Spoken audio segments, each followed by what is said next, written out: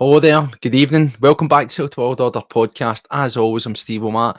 It's an absolute pleasure for you to join me back here on the channel as we take a wee look back at what was a great result in the end, of course, but one that was something of hard work. That was literally a game of two halves, as quite a lacklustre and laboured first half from Celtic under the lights at Tynecastle eventually get turned over in that second half, and we managed to pull away and put it to bed with some bit of style in the end, I suppose. So, welcome back to the channel where you're watching this right now in the here and now live. I know it's super late, we're about 11:30, but who cares? Do you know what? It's never too late to talk about Celtic, and you know what? Who gives? We'll play by our own rules and go on when we want. So, if you are catching up, more than likely at the other end, either tomorrow morning or on Spotify or wherever, then thank you forever as your continued support. Really, really do appreciate it. If you want to help the channel grow, you know what to do. Make sure you get a wee thumbs up, hit the bell icon, and most importantly, make sure you hit subscribe. Every time we go live, you'll get notified. You'll never miss any of our content. As I said there, you can get us on Spotify, so no excuse not to catch up with Celtic World Order on the move. Also connect with us on TikTok, we're on X, and we're on that newfangled thing called Blue Sky, if that's your bag. Plenty of ways to support the channel. Anyway, as we always say, let's get down to business because, you know, I popped on here earlier for a wee sort of quick discussion, a wee preview of the game, and, you know, set out my stall quite early. I thought that we were going to dominate. I thought that it was going to be a pretty comfortable first half. I actually went for 3-0 at the end of the game. I says, you know, 2-0, nice and easy. Get the team changed up early on in a second half, and then put it to bed for a bit of rotation. But it's strange because things, best laid plans and all that, they never quite pan out that way. I did say that despite the form of Hearts, as we say, sort of languishing at the bottom end of the table there, 14 points, -6 goal difference, very much relegation fodder, and a very poor performances and results in terms of their last five, I still thought that they would come out in typical Hearts fashion and show up against Celtic, show up against the champions, as for annoying reasons they always seem to do. Now, I was halfway right in what I projected because I said that I expected them to come out with a bit of fire, a bit of fight, try and press the game, try and force us into some errors earlier on. But as I then said, I expected us to weather the storm, ride the lightning, if you will, and ultimately just for the cream to rise to the top and quite early on in the game, and for us to quickly extinguish a quick and early onslaught from Hearts. Well, it wasn't quite that way, was it? Now, if you joined us earlier on, you'll know this. Obviously, you watched the game, so you will know the lineup. But again, have a wee look at what we did put out there. You've got to admit it was a very, very strong, very attack-minded side there. Nice to see the familiarity there at the back. Johnson, Carter-Vickers trusted. That was becoming a very good partnership. I did question why we had brought in Taylor. That was no disrespect to him. Personally, I didn't think it was by a long stretch one of his better performances. I will touch on that. I wanted to see Alex Valle getting a shot. Unfortunately, that never came, which I'm a wee bit slightly concerned about, shall I say, because I would wanted to see a wee bit more of him recently. The midfield took care of itself, you know, Engels, Hatate, McGregor, of course, and then Maeda, Kuhn and Kyogo.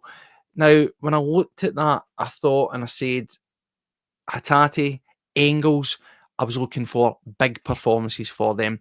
You know, these are guys who, throughout the course of this season so far, I wouldn't go as far to say they've been maligned, but they have been very hot and cold, and they've been getting that kind of reaction from the fan base, you know, ourselves included here in the podcast, singing their praises one minute and then questioning what they're exactly doing on the pitch the next. You know, that's no criticism, that's not, you know, piling on a player, it's just, you know, commenting on what we see with our eyes. And I think some of those comments have been rightfully justified, but in some cases, and you'll see this all the time usually on social media, some people just go a wee bit too far on that, and I want to touch on that. But in terms of that first half, I was largely disappointed by Celtic on a whole. I didn't think that we were, I don't know, we just didn't have that zip in our play. We were looked very sort of disjointed, is the word I would use, a wee bit laboured, a wee bit slow in the build-ups, and particularly in the midfield. We just couldn't really get our foot on the ball. You know, for all the buzzing about the pitch that Cal McGregor was doing, it felt as if it was like swimming against the tide. And I touched on just Hatate and I touched on Engels there.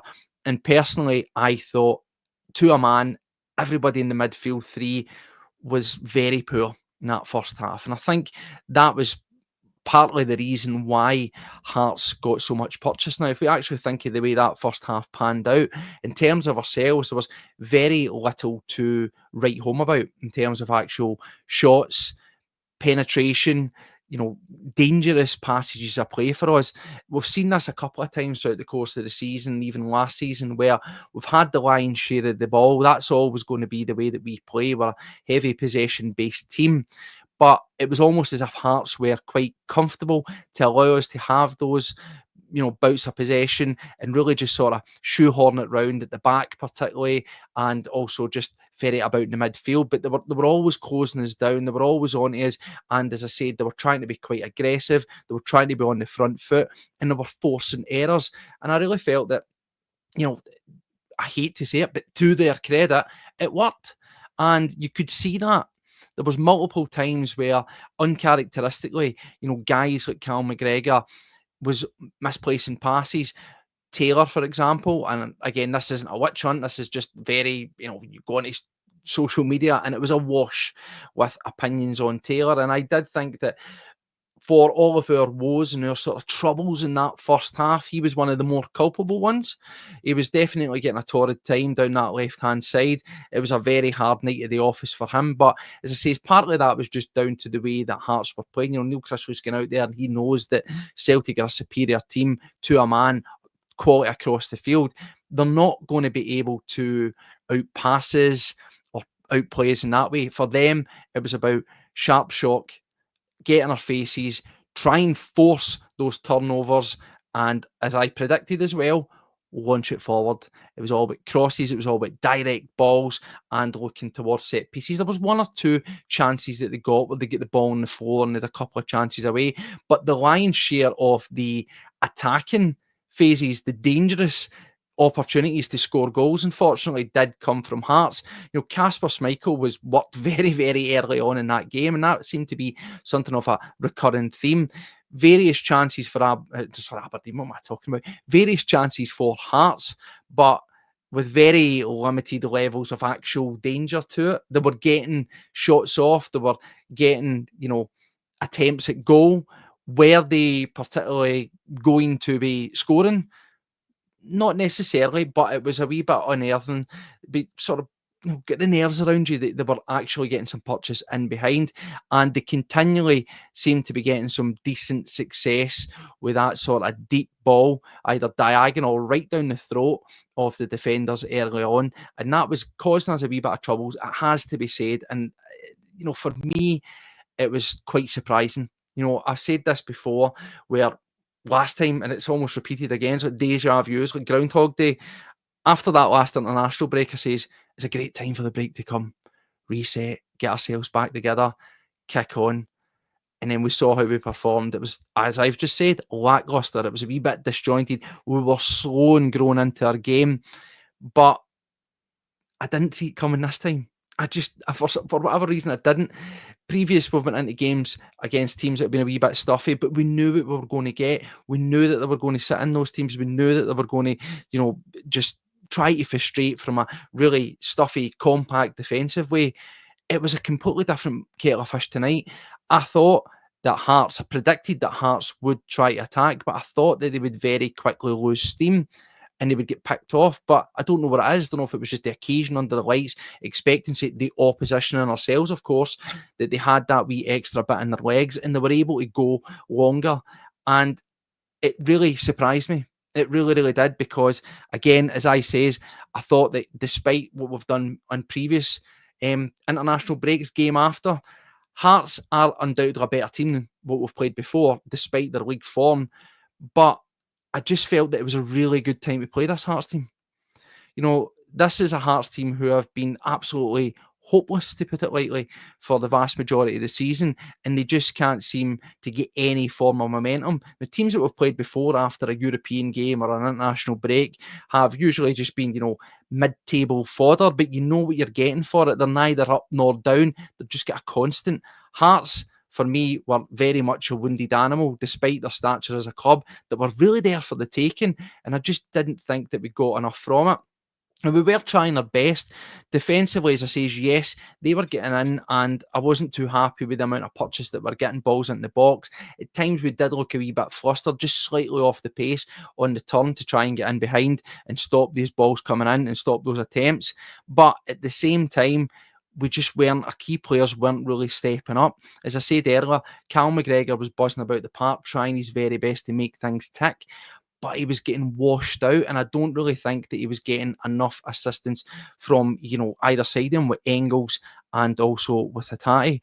Now, of those two players, of course, one would go on, kick on in that second half and put in a fantastic, vastly improved performance, so much so that he went on to become the man of the match. And I would probably say deservedly so, because his work rate really came at the fore and did make the difference. The other person alongside him, and Arne Engels, I thought, again, this is a guy who really needed a big performance. And unfortunately for me, he just slipped out the game. The game just seemed to really pass him by.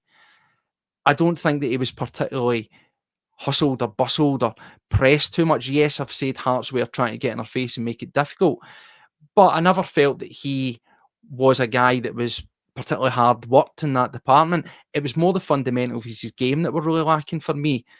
Trying to break up play, and when he had the ball, making a pass that was incisive and doing something with it, it just wasn't quite there for it. I felt in that first half, we needed to try our best to get Nicholas Kuhn more on the ball.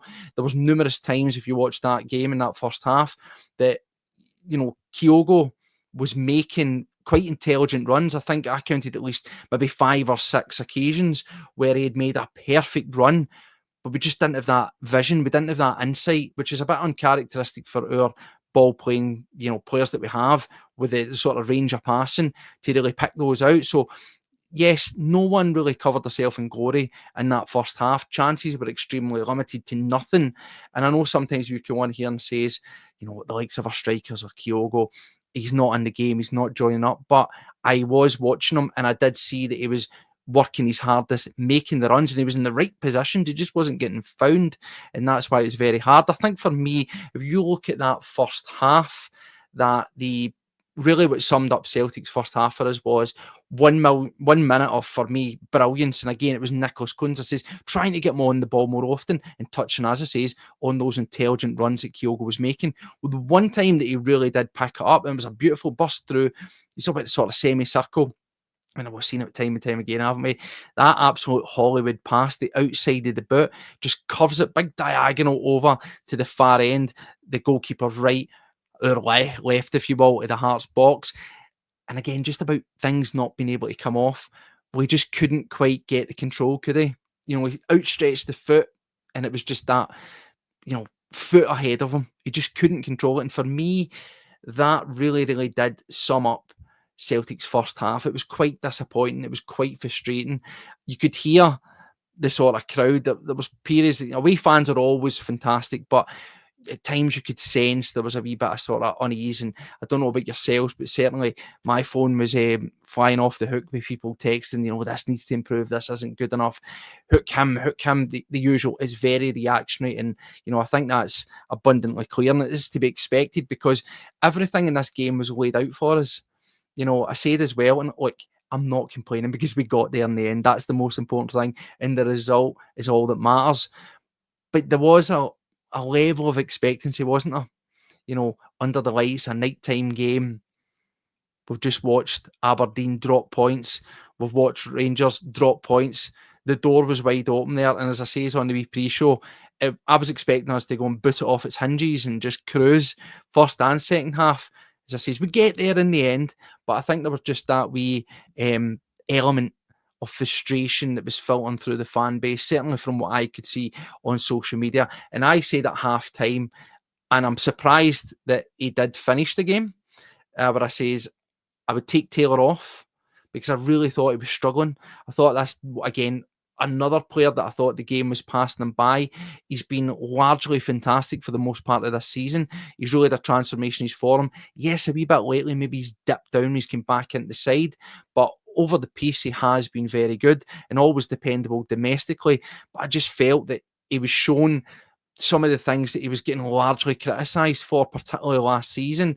And hopefully that's just a ring rust thing, but he's kind of recently just back. But it definitely made and raised some questions for me looking towards the game against Club Brugge in the Champions League to think, right, do we play him? Because that was Hearts. Club Brugge are going to be a completely different prospect. So that was at the back of my mind there. And in terms of the midfield, again, I touched on Hatate, I mentioned Engels, and in my sort of halftime chat among some of my friends and stuff, I had said, flip a coin. Who do you take off, Engels or Hatate? Because I just felt that both of them were particularly poor.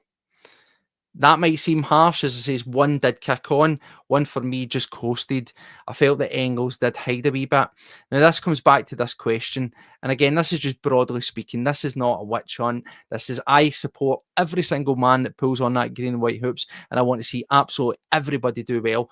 Do not get me wrong. We have said multiple times, and particularly even as far as when we were looking at him, and I was on here profiling him as a would-be signing, pointing out all the massively great attributes that he has. You know, he's very much a young player. He is developing. There is a lot of talent in there. Undoubtedly, there's a lot of talent in it. However, has he set the heather light? Has he been a guy since he's been at Celtic where you can hang your hat on and say, yep, got to be in that starting lineup for me? Well, I think if we're being honest, you know, the answer's no. And that's no criticism to say that he's not going to be a good player. I genuinely believe, my heart of hearts, that he's a fantastically talented player. You know, he wouldn't be going away and getting time for the Belgian national side if he didn't have that in his locker. You know, that alone tells you the quality and tells you the sort of standing that he's held in, particularly in the international scene for his home country. So there's no doubt that there is a player in there. Is he particularly maybe going to be a guy that we're going to have to nurse and we won't see the best out of him until maybe next season? Yeah, I probably believe that, to be honest. Now, we've said time and time again, he finds himself in a rock and a hard place. It's that fee, isn't it? And look, the fee is irrelevant. The fee is what Celtic had to pay for him. Now, you ask one person, is he worth it? Yep, absolutely every penny. You ask someone else and they'll say, no, he's not. You ask me, I think it's somewhere in between. We are purchasing talent and potential. And the reality is he worth 11 million at this material time? Well, the chances are probably not, right? But that's no disrespect to him. I just think he's come for a very competitive league, and rightfully so. His team, like we do, have got an asset and they've put a lofty price on him, and it's been a case of, do you want him? This is the price. Because the reality is, see if he had stayed at Augsburg and had another fantastic season this year for him, chances are this summer coming up, he's going to be out your price range. Well, I say out your price range, 11 million is chump change in the current climate, and I am fully behind Celtic spending that money more regularly. I do think that that's something we should do. And, it's a pittance in world football at this moment in time. Is it a lot for us because it's our record signable? It sounds like a lot, but the reality is it isn't. But at the same time, it will unfortunately always be a big stick that will be used to beat the guy around the head with, and unrightly so, I would say. But to come back to what I'm saying, you're buying potential because he's one of those guys that you either get in early, you show your hand, and you play your cards. Because if you don't, and he kicks on at the trajectory that he's predicted to go, that his club are looking at him to go, and obviously that we bought him for that kind of price, that also shows our faith in him that he's going to kick on, that he's going to level up, and he's going to become a multi-million pound, maybe double to near enough treble that potentially. That's why we spent that money on him. He didn't ask for that, but I think as well, unfortunately, with young players and people, when you put a lot of weight on price tag, there's this unreasonable sort of take that he'll come in and that he's going to be, the second coming of Ronaldinho or Andre Pirlo or whoever. And that's just not the way it is, unfortunately. I think patience is needed with Arne Engels, but I also think that's not only going to be from our fan base, but I think that also needs to be from the manager, because I think we talk about, and he spoke quite openly so far this season about the squad, about managing the squad, players for certain games, horses for courses and all that kind of stuff. And I think that's very much the way it's going to have to be with Arne Engels. I think that we're going to have to nurture him. He's going to have to learn to grow. And I've said this over and over on this channel. He's coming into a different environment. Forget the fact that he's playing for Celtic, Champions League, massive expectancy, huge club, multiply bigger than what he has been at Augsburg, with a far more higher expectancy level. And look, I completely agree there. That is true. Players will mature, and Engels did need time. And that's what I'm trying to get on at here. We are going to have to give him time to find his feet, because he's coming from a team who are not had the same level of expectations on them. They've not been playing the same way that Celtic do, where there's always that on the front foot, that aggressive attacking style. So he's trying to play a different role. Just bear that in mind as well, along with the fact that he's a very young guy. He's early 20s. He's coming to a totally different place, and he's having to find his feet. So there's multiple factors in play, and I do think that we need to, take a wee bit of time and caution and patience with him. Look at Nicholas Kuhn, prime example. Yes, he had an injury, but again, if you look at Nicholas Kuhn, if you would have thought at that time that he would have turned out the way he is now, 11 goals, 11 assists, and absolutely pivotal, the number one guy for us this season, well, you might not believe it, but that shows that you've just got to show faith in the manager, the process, and I hate that phrase, and also the players to find their feet, and quality will shine and it will come out. And I think that's what's going to be with Arne Engels. But I do think that he needs coached and he needs managed, because the manager keeps on playing him, and that's brilliant. That shows unwavering faith in him. And hopefully that's something that will translate through to him to say, look, my manager keeps going to me, keeps playing me. So that'll boost his confidence. But at the same time, I think there'll be points where he needs to put an arm around him and maybe remove him for the firing line. Look, we're just fans. And see, at the end of the day, everybody's entitled to their opinion. But you know yourself that sometimes there really can, unfortunately, be a pile-on. And the last thing you want is to be a pile-on on a young guy with such expectancy on him, because I'd like to think that they just block out the noise, and certainly the club will shield them from that. But you wouldn't want to see that kind of negativity creeping into the player and affecting him. So I think, for me, Arne Engels want to come on. But tonight, coming back to his performance, it wasn't for him. Just passed him by. Some people were saying that he had. I don't necessarily know if I'd go as far to say as he had, but what I think he needs to grow, as well as growing into this game, as well as growing into how things go, I think he needs to find his place. Look across the whole team. There's players who have a position. The manager always talks about there being leaders, there being characters and things like that as well. That's what we need. Cal McGregor, undoubtedly captain, the figurehead, he's a character. Then you look at guys like Johnson, he's got that battling, tenacious bit of bite around him. He's a fan favourite because he's so invested. Then you look at Nicholas Kuhn, he's a guy who's, he's the Iceman. He's ice cool. He's oozing with confidence. There's almost like a kind of nonchalant swagger about him. And I think that's just what he needs to find his personality. You've then got Kyogo, who's the trier, the happy-go-lucky guy that loves to be there. Maeda is just the machine, work rate's his thing. I think he needs to find his calling. He needs to find his character. And I think, Hatate is starting to get a wee bit of that mojo back, for example. I think Luke McCown, he's a guy who's just came in and he's just like a duck to water. He was used to calling the shots at Dundee, and you'd think he was still at Dundee. He comes on, he's pointing, he's shouting, he's directing traffic. Engels needs to find that wee bit of mojo. He needs to find his character. He needs to come out and show something in here rather than just with his feet. And I think if he can do that, and he'll grow in confidence as he finds his place in the squad, then I think that's when you'll start to see the quality really, really shine through. But for me, as I say, that just passed them by a wee bit. So we go into the second half anyway, and no change. I was genuinely surprised. Like, the manager never changes, does he? He never absolutely changes. When was the last time he made a half-time sub? Because I can't actually recall. And as today, again, it was the classic 65-minute changes, wasn't it? The 65-minute point. Engels, as I say, he makes way. We get Bernardo. I thought, very good. That's exactly the kind of thing we needed. I was really surprised that we didn't get McCown. because I thought that game was really crying out for him. I think that he offers you bite, a bit of grit, a bit of determination, tenacity that we really need. And from a box-to-box perspective, I think he covers the ground really, really well. He mucks in, does the dirty work when needed, but also, as we've seen, he's got a good eye for a pass and a good attacking sort of threat as well. He can ping off a shot, pop up with a goal.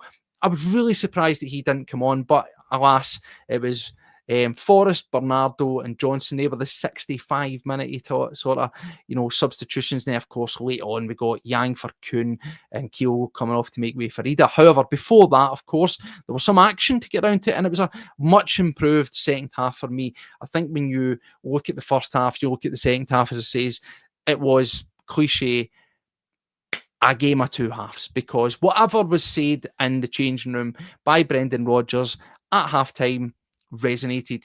We came out. Were we firing on all cylinders? Were we swashbuckling Celtic that we've been acquainted to recently? Well, no, we weren't. However, you could see that we were closing the space a wee bit better.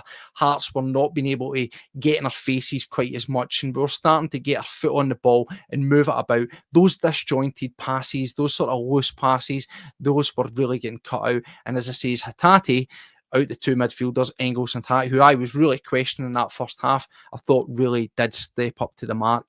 He started finding his range with the passing, whether it was the sort of long attempted ones or just the basic tidy passes. He was starting to make things tick. He was buzzing about that park. He was putting himself out there, and he was showing a bit of determination, a bit of character, and I like that as well. Resilience, you could say. That's always been a bit of a word that's came out with Celtic recently. But yes, he showed resilience, and I really, really liked what we saw. And of course, we get our sort of reward, don't we, around about the 55 minutes, and it's Kyogo. And again, I came on here at the start doing the wee pre-show, and I says as well that I wanted to see more from our strikers. I said, we're going into this really pivotal period in the calendar. We've got a big European game, then we've got games against Hearts, County, Aberdeen, of course, that's huge. And then we're going to have Dinamo Zagreb, and of course there's a cup final against Rangers round the corner. I think that will take care of itself anyway, but big bout of games coming up.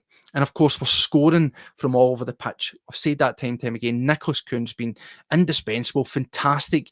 However, our strikers, yes, they've got some goals to their name, but for coming up for December, their numbers aren't great. Usually our strikers are easily, you look at those scoring charts and, they're easily in the top four, and they just aren't. And that's really, really strange.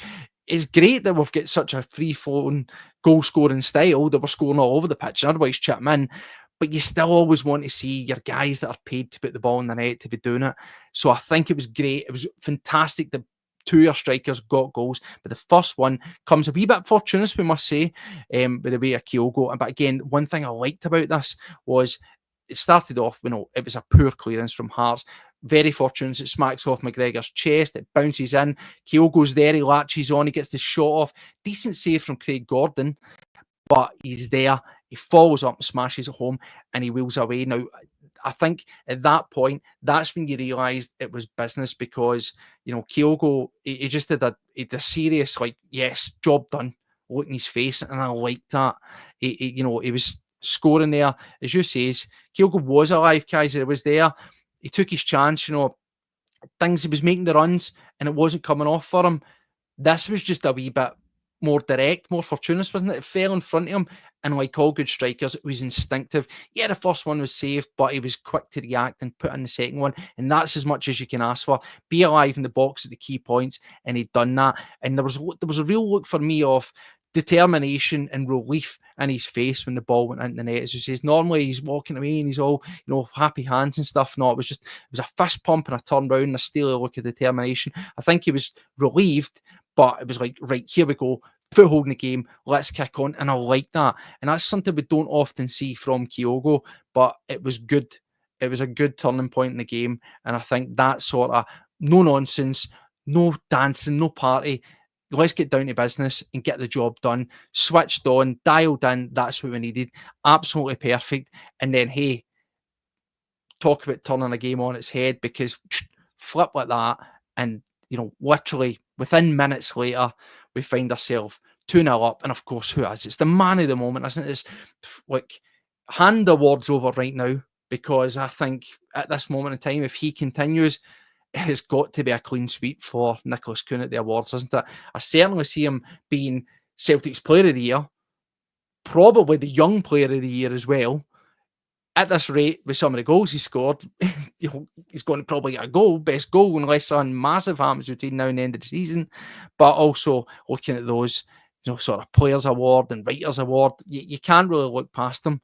And tonight again, just showed his quality. I said in the first half, we needed to get him more on the ball. We needed to use his speed to break down the play, to push the game, to force the issue, and we got it there again. Maybe there's a wee slightly fortuitous break of the ball and the sort of half where it sort of hits off and stumbles through. But as soon as he gets it down, Hearts they're up the park, they're committed, and they're short in numbers, and that speed.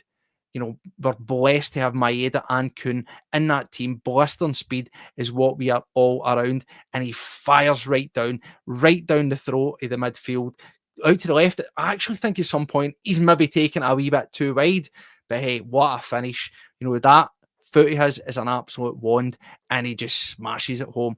Top corner, absolute top corner, and it is a classic goal. And again, talking about that look, that cool, calm, collected, the Iceman, he wheels away, and it's just a face of job done. That's it, done. Our work here is done. And at that point, Hearts were dead and buried. That was it. Against the run of play, they had their chance. They had their attempts in the first half. They'd blown their load and they just didn't convert. We punished them.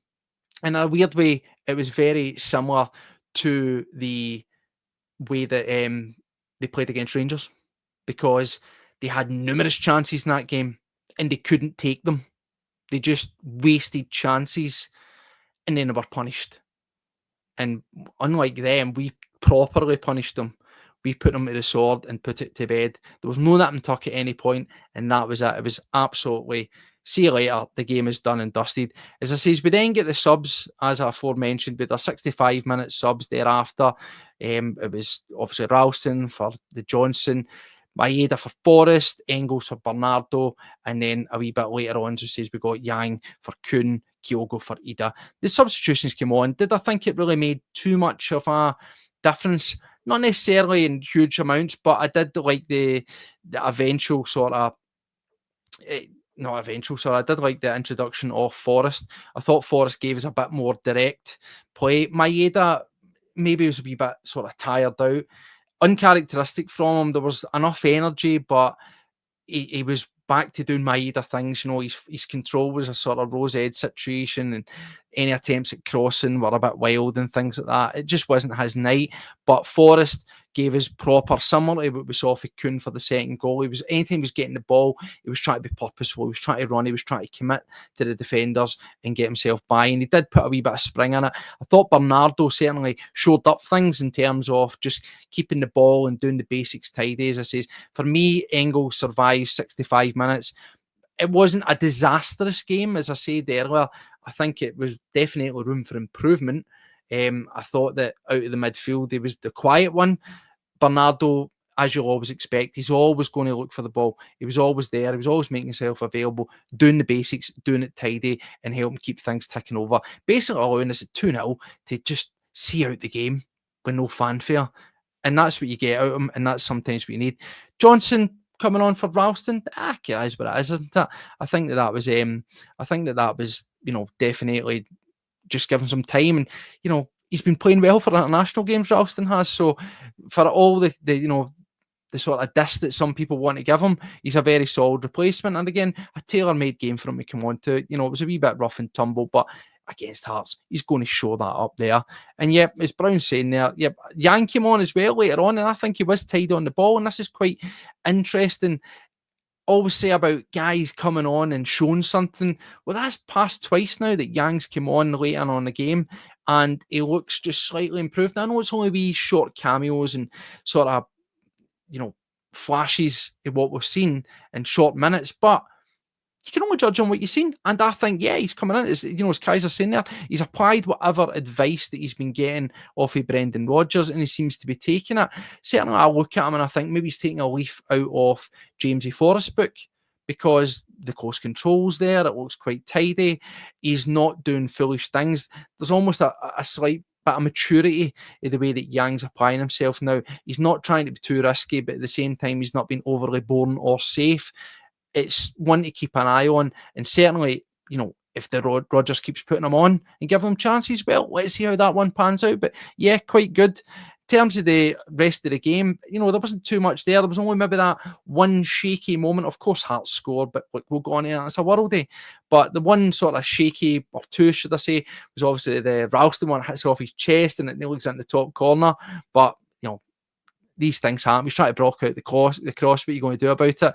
And of course, there was the unusual one where it was Austin Trusty, where we like to pass out for the back. He gets the ball, and it's a hospital pass. It's a total wayward one, and Hearts get in. But what I loved about that was the commitment. As soon as it was almost like, fuck, what have I done? Ran, and then he makes that sliding tackle and he gets that block in. That was absolutely massive. That would just showed that not turning off, making amends for your mistakes, covering every blade of grass right up to the death. And I thought that was, fantastic. Despite his, stupid pass, to make up for it, that was character. I liked that. Of course, I says they do eventually get a goal, but not before we do. Ida comes on. He's on for 3-4 minutes max, and then he gets a goal. Is it the tidiest of goals? No, it's not. But from a striker's perspective, who cares? And again, very good. James Forrest, as I said earlier, when he came on, he gave us a directness. He picks up the ball, he carries, he gets you up the park, and that's what he done. Hyper-aggressive, running through the middle. There's a wee 1-2. I say a 1-2, but maybe I think a bit fortuitous, where it looks as if Bernardo kind of skips, miscontrols, but eventually it works its way through. And of course, he does there, and he sort of trundles it home into the bottom corner. But who cares? He's in the right position. He's converting the chance. And that's all you want for your strikers. And again, I've said this 3 times now, but I look at relief, I look at determination, and obviously a wee bit of joy in his face as well. I definitely think that he needed that. And yeah, absolutely, Warrior. Do you know what I mean? He's saying Ida always in the right place. And as we said, he's been more clinical in Kyogo. He has. And that's the thing. Maybe he is performing better as an impact player. It's a strange one, because similar to Giakoumakis, and I don't want to go back and flog that dead horse, but if you always remember, sometimes when Giakoumakis would start, he didn't have quite the same level of impact in the game. But when he came on, by God, did he make the minutes count. Of course, we went through that period where we didn't have another striker, and he was a number one, and he just found a way to make it happen. But yeah, I agree with that. I do agree with that sentiment. In terms of chances versus goals converted, you would probably say that if you'd done it a percentage or to work it out, that Ida's probably had more success than Kyogo. Of course, Kyogo might have more goals, but he'll have had multiple more chances that he's not converted. So on balance, yeah, I would probably agree with that. But look, that's all we need to know. I think that see if we get and see that Ida's getting chances and he's putting them away when he gets the chance. That's all you can ask for, and that's what we want. And I said at the start of the show when I done the preview, to get our guys scoring, our strikers will breed confidence. And for both of them to get on the score sheet in similar circumstances, a bit of tenacity from Kyogo, missing and snapping in second, and then obviously Ida, he's in the right place at the right time very early on, can first chance of the game, puts it away. That's all you want. And it'll be good to get a wee bit of battle in between the two of them. Who's going to play against Club Brugge? I really don't know. And from a gambling man, I would definitely say that, Rodgers probably favours Kyogo. But we saw how things worked out when we played Atalanta. We went with Ida, different threat. He wore them down so that when Kyogo came on, they were run ragged. So there's options there, but we've got two very dynamic and different strikers that offer us different things. And so long as they're getting game times, we're managing the squad, as the manager says, we should be able to get the best out of the two of them. Of course, we have to talk about Drama's goal. It's an absolute worldie. There's no shame in that one, is there? picks it up, and as soon as the ball left his foot, I was like to myself, yep, that's in. And sometimes you've just got to go, well done.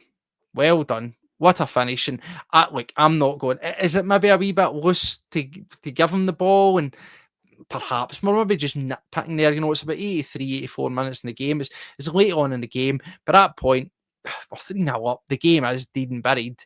Of course, it's always nice to get a clean sheet and properly sort of rub it into them, as they said there. Ida gets extra points for goading the away fans or the home fans. He runs up, yeah, he does. He goes up and he gives a wee bit of a sort of what to for them. But no, I'm happy with him scoring. Of course, but yeah, Drama's goal, fantastic goal. Kasper Schmeichel has no chance of beating. He's saving that one away, and it's scant consolation for Hearts. That is as much as it is, and I think that for us, it was a minor blip, because we'd raised our game. We'd definitely stepped up to the mark. And of course, late on, we kill it off. It's a stonewall penalty. It's another good wee move. Ball's in, and, high up on the knee, foot's off the ground. It's a stonewall penalty. Forrest gets taken out. No doubt about it. You can VAR check and debate and everything else all you want. I heard, I think it was Robertson in the studio afterwards saying, oh, it's a wee bit softer. Come on, mate. Come on.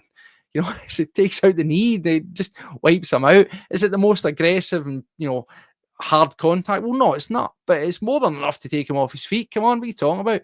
But yep, Ida steps up. And again, having missed a penalty previously against Hearts. Now, what's interesting is, obviously, we've seen Engels taking the penalties. He's off the pitch. So it was quite, it was quite good to see him taking the ball. Because, we've played about with it at times, who's going to take them. There might have been a shout for Bernardo. We've seen, midfielders taking penalties, or maybe even Hatate. But no, I think it was really, really good to see striker step up to the mark, geese the ball, and no nonsense. I really liked the way he took the penalty. It was a very clean hit, a very hard, strong hit. That's exactly what you need. Regardless of you being 3-1 ahead, you have got to take absolutely every chance that you've got. And that, to me, was a penalty of a striker who had a point to prove, who wanted to get the bit between his teeth and wanted to absolutely cap off his night. The temptation to do the wee sort of nonchalant side foot or any nonsense like that. Chapman, he's up against Craig Gordon. Yes, terrible penalty saving record, I know, but largely a pretty decent goalkeeper, so he was not taking any chances with it. Smashes it low, smashes it hard, in the corner again, wheels away, giving it absolute what to, bit of fist pumping. I like that all. That's it. Buried it in the side netting, as you said, Brown Warrior, absolutely dead and buried. Yeah, San Fran, a wee bit of the devilment in me went, it would have been nice if he'd done the Panenka, because, as I says, remember the last time he got Panenka, Edward, and he lost his nut and started throwing away the ball and all that kind of stuff. Well, it would have been nice to see that, but no, a wee bit of conviction. I really, really liked that there. But there's an interesting thing I've just saw actually coming there for yourself, Kaiser, because we're talking about him, and some plaudits are coming in for Yang there. So he says that he's not went through national service. Is that going to affect him?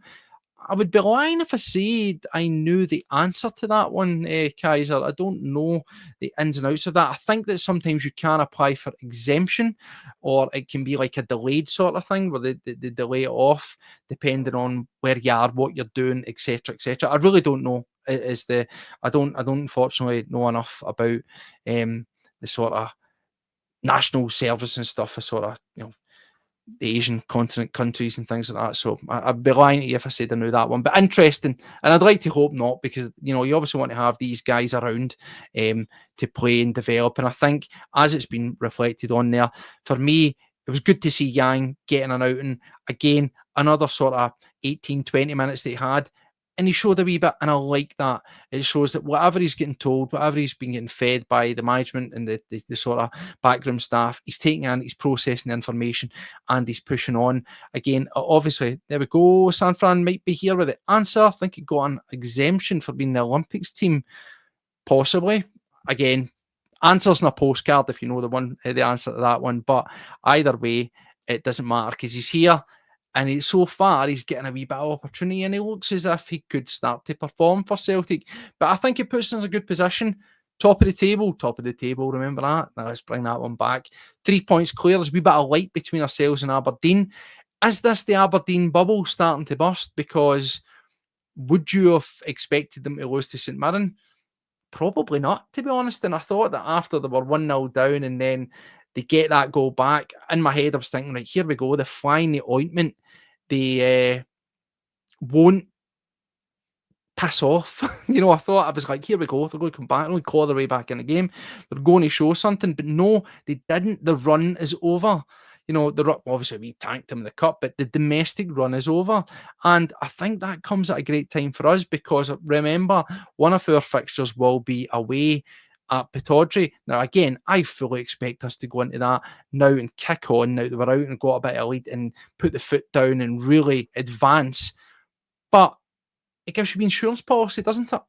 Because you go up there and, if you draw, hey-ho. Of course, you don't want to draw, but it's nice that you've got that wee insurance policy there. I do like that. It's good to have that wee buffer. Of course, as well, we'll look at the game against Club Brugge coming up and we say, how's that one going to pan out? I actually thought when I looked at those games, I thought, Club Brugge were going to be a cakewalk. They could be a wee bit of flying ointment. They could. I would still expect is, look at what we've done against Leipzig, a far superior team. So I'm confident that we will more than get the job done against them midweek. And I think if we win that, it pretty much cements us on for qualification. Now, that's not to get complacent. There's still the game against Young Boys, which I definitely think we will win. And then, of course, the next one will be against Dinamo Zagreb, which is really, that one for me really compels me, because when I first looked at the draw, and you'll know if you're watching the channel, I looked at the 4 home games and I said, right, 4 home games, anywhere between 10 and 12 points. That's what I said. And then I looked at the away games and I thought to myself, Dinamo Zagreb 3 points, and the rest I'll take anything off them. Zagreb have actually been really, really good, so they could be the sticky one. But look, let's not concern ourselves with that. That's far down the line. We've got Club Brugge to take care of. But as I say, take care of them, I think we definitely will. I think that is one that will stamp our authority in. And again, it'll be interesting to see who we play in it. Have any of these guys in the squad tonight done themselves any favours or disservice? Well, for me, I've got to be honest, I do think, come back to when I was talking about Engels, I think Engels is the big question mark for me. Hatate started to show a bit of form, a bit of return to form. So much was so said that it was spoke about, of course, in the press conference, and Rodgers was praising him. Engels, as I say, needs to be managed. Cal McGregor's straight in, always self-pick, as is Kuhn, as is Media. I think there could be a curveball. Could there be a Luke McCowan? Maybe, but I think if that was going to be the curveball, we would have at least seen him as a substitution tonight, that we didn't. So I'd be inclined to say that we will go with Bernardo in there. The Taylor one tonight, again, not to come back to the Taylor hate train, it's not. It's just, again, commenting what we see with our eyes. I thought he was very poor tonight. I thought he's looking like he's not settling in. But again, we didn't see Alex Valle coming on, which really, really surprised me. I wanted to see him. So again, has he been saved exclusively for the game against Club Brugge, or has he still got to work his way back in the team? Remains to be seen. For me, I would make that change, and I would also make the change with Bernardo. In terms of the front three, no change. I'm predicting that he's going to go with Kyogo, obviously Kuhn and Maeda. That's the way I think we'll shape up. So I would make 2 changes, but I think that we'll go into that with a very strong position. I'm expecting 3 points out of that one, as I say, and they'll be sitting with 10 points after 5 games. Not to count the chickens, but that all but should make you qualified. And yeah, it is mad that we could be qualified for the knockouts with 3 games. Absolutely. But I am here for it. And that's the thing. If we get that 3 points, we get up to 10 points, again, not to be complacent, but I expect us to take another 3 points definitely off Young Boys of Bern. With the Villa game, I've said it over and over and over, it's the very last game. By that point, both of these could be home and dry. It could be a damp squib, it could be a dead rubber. So, flip a coin. Who's going to take points out of that? And, there's things coming in there. And, Brown, you do make a good point that Taylor does play that inverted role a lot better than Valle. But again, in terms of that wing back and the tactical approach, as you're pointing out there, how do we attack that one? I think if we're looking for traditional sort of getting down the wing and overlapping, not doing the inverted thing, just solely being like a wing back, I think that for me, Vai's going to be far better suited. I think he shows a lot more attacking going forward. Can he link up well with Maeda? Yeah, we've seen flashes of it. I think the partnership that we've got between Johnson and Kuhn is fantastic. And, even though we've done inverted wing backs, I don't feel that you get much of that inversion from AJ. It's very linear, it's very old school, it's overlaps. And I think if you bring in Vi and you try to replicate that down the side, then that could be a very tasty, very, very tasty proposition if we want to go all out attack, go swashbuckling at home and try to put them at the sword. So it'll be worth checking out and seeing how that one pans out. But anyway, it's super late. It's just went past 12 o'clock. So thank you to every single one of you for taking the time to join me so late on. As I says, it's never too late to talk about Celtic. It's never too late to talk about a victory. It's never too late to talk about being top of the table. It's never too late to talk about it being -11 in Govan. And it's certainly never too late to look forward to a Champions League game. Absolutely love it. Celtic get the job done. Sticky in the first half, but class. Cream rises to the top. It's that man again, Nicholas Kuhn, absolute diamond of a player. And of course, it's great to see both of our strikers getting on the score sheet. 2 for Ida, 1 for Kyogo. I will take that. So I hope you enjoy the rest of your weekend. I hope you are getting geared up for that game against Bruges. I know I'm starting to get excited as soon as it starts to get Sunday into Monday. We start getting those press conferences. We get the Tuesday night games to sort of wet your whistle. Yeah, I'm looking forward to that one. But we'll be here to cover that. We'll be here to talk about press conferences and everything else that comes out of it. And of course, after the game, we'll be here to sample and talk about that as well. So until the next time, as we always say, take care of yourselves. And as always, hail, hail.